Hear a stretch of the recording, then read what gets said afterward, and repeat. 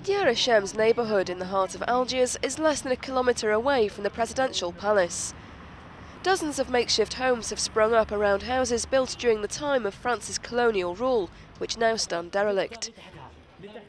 Some local youngsters have started rioting to demand better living conditions.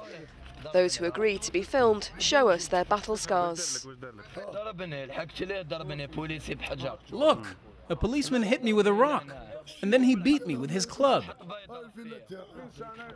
There's so much contempt for us.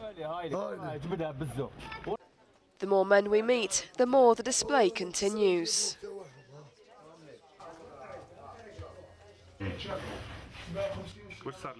Look, the police attacked me with rocks. My fingers are broken. All say they're rebelling to end the way they're being forced to live. The authorities have given housing to single women, and none of these girls are married. They all come from the western part of the country.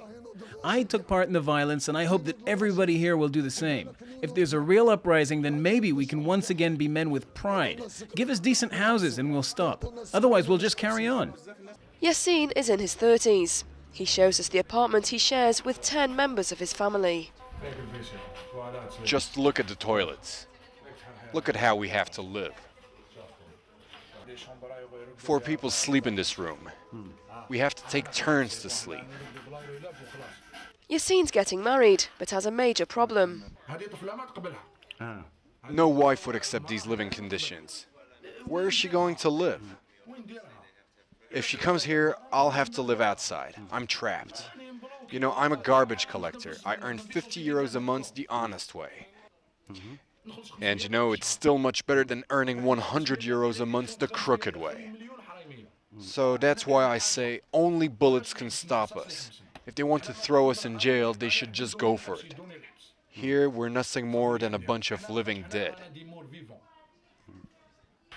Yassine's mother is also unhappy with the situation, but believes there are more extreme cases in the neighbourhood. Here in Deir Hashem, you have people living in studio apartments. There's just one room and a kitchen. At first it was just a couple and their children living there, but eventually they grew up, got married, had their own kids, all living in the same house. The youngest one wants to get married, but he's 40 years old. The poor guy can't find a wife because the house is so small.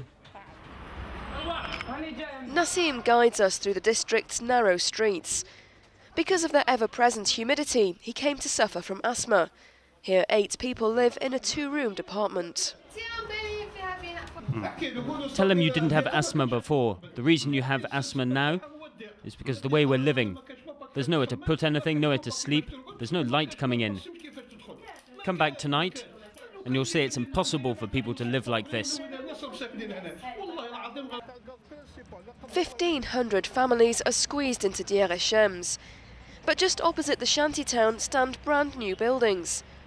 The authorities know that these new builds could cause further unrest in the area.